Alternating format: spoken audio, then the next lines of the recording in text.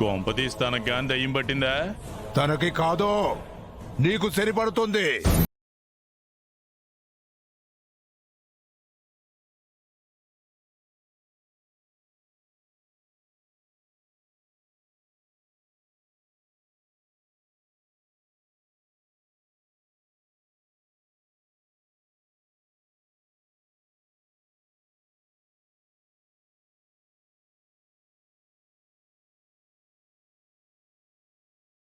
అవును, కడుపుతో ఉన్నది నీ కోడలా? అవును స్వామీజీ. నీ పెద్ద కోడలికి ఆడబిడ్డ పుడితే మీ అన్నా చెల్లెళ్ళిద్దరికీ అరిష్టం.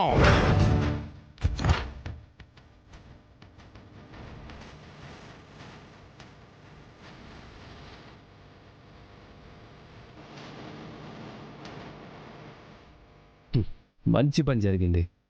ఇన్నాళ్ళు చేసిన పాపాలకి ఇప్పుడు తగిన ఫలితం అనుభవించాల్సి వస్తుంది.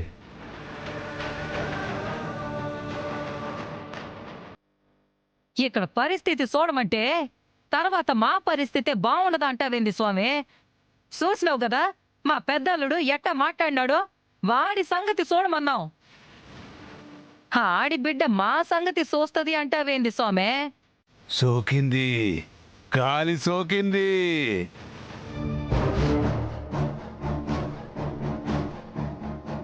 ఇప్పుడు ఏం చేయాలి స్వామి? ఎక్కడికైనా ఊరికి పోతే? ఊరికి పోతే నెత్తురు కక్కొని చచ్చిపోతారు. అయ్యమ్మో,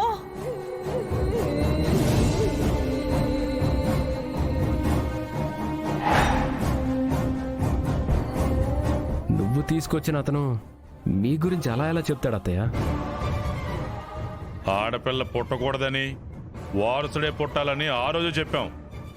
కానీ ఇప్పుడు ఆడపిల్ల పుడితే మమ్మల్ని అరిష్టం వెంటాడుతూనే ఉంటుంది. నీ పెద్ద కోడలి జాతకం ప్రకారం మొదటిసారి ఆడబిడ్డ పుట్టే అవకాశం ఎక్కువగా ఉంది.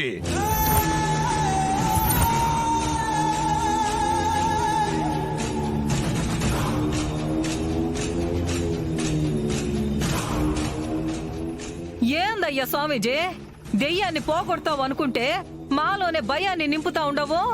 సంభవిస్తున్న గండమేమిటో చెప్పాను. ఎలా తప్పించుకునే ప్రాణాలతో బయటపడతారో ఆ ముక్కంటికే తెలుసు.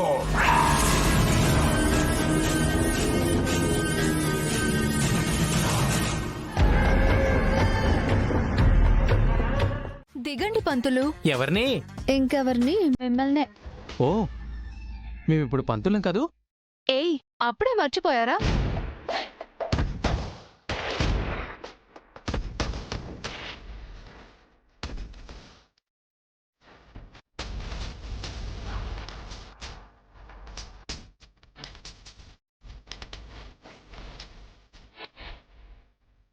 ఒక్క నిమిషం. ఏమై శివశాస్త్రి, ఆటో ఆగే అరగంట అవుతోంది. గుళ్ళో గంట కూడా మోగుతుందిరా. బండి దిగి చావేరా. ఆయన ఎవరు? ఇప్పుడు మీరు మర్చిపోయారు. తను శివశాస్త్రి, నేను శంకరాభరణం అని ఫిక్స్ అయ్యాం కదండి. అందుకే అలా పిలిచాను. చెప్పినా కూడా దిగి చావేరా. దిగుతున్నాను.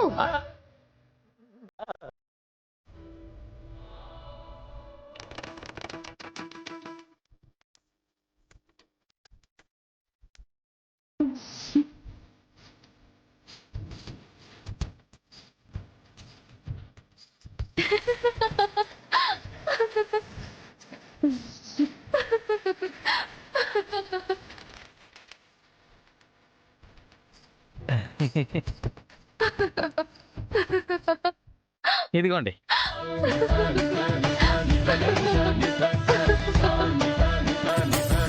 ఎందుకు నవ్వుతున్నారండి? మిమ్మల్ని పంతుల గెటప్ లో చూస్తే నవ్వొస్తుందండి. పోనీలేండి, ఈ గెటప్లో అయినా మిమ్మల్ని నవ్వించాను కదా, అది సంతోషమే.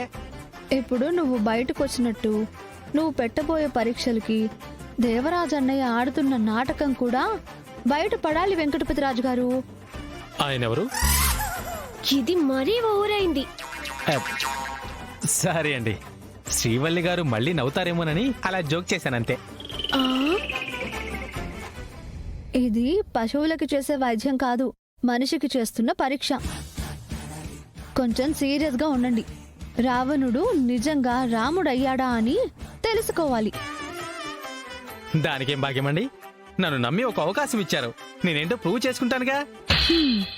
అవును, పేపర్లు ఏమైనా ఉన్నాయండి? ఎందుకు? ప్రాక్టీస్ చేయడానికండి. దేనికి? అదేనండి, దేవా గారి ముందు ఏమేం డైలాగులు చెప్పాలో ముందే ప్రిపేర్ అయితే మన పని ఈజీ అవుతుంది కదా. అక్కడేం మాట్లాడాలో మీకు తెలీదా? తెలీదండి, కానీ ఒక్కటి మాత్రం తెలుసు. మన బండారం బయటపడకుండా ఆయన బండారం బయటపడేలాగా చిన్న నాటకం ఆడాలి. కాన్సెప్ట్ అయితే ఇదే కదా. అదే కానీ ఎలా స్టార్ట్ చేయాలో తెలియట్లేదు కదా వదినా. ఏముంది, ముందు పంతులు గారి గెటప్ లో మీరిద్దరూ ఉంటారు.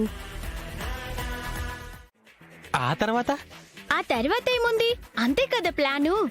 ఆ తర్వాత శ్రీవల్లిని ఇబ్బంది పెట్టాడు అంటే దేవరాజన్నయ్య మారలేదు అని అర్థం. అలా ఇబ్బంది పెట్టలేదు అంటే మారాడు అని అర్థం. అదే మనం తెలుసుకోవాలి. అది సరేనండి, ఇవన్నీ జరగాలంటే ముందు దేవరాజు గారు రావాలి కదండి. ఇంకా రాలేదేంటి? కుంకుమార్చన చేయించమని నాగవల్లి గుడికి పంపిస్తానంది. ఈ పాటికే వచ్చేస్తుంటాడు.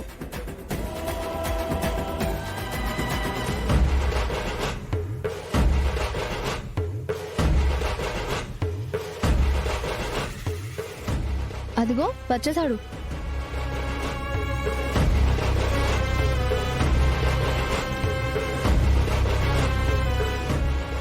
ఆహా, మహాభక్తుడిలాగా ఎలా దండం పెడుతున్నాడో చూడండి.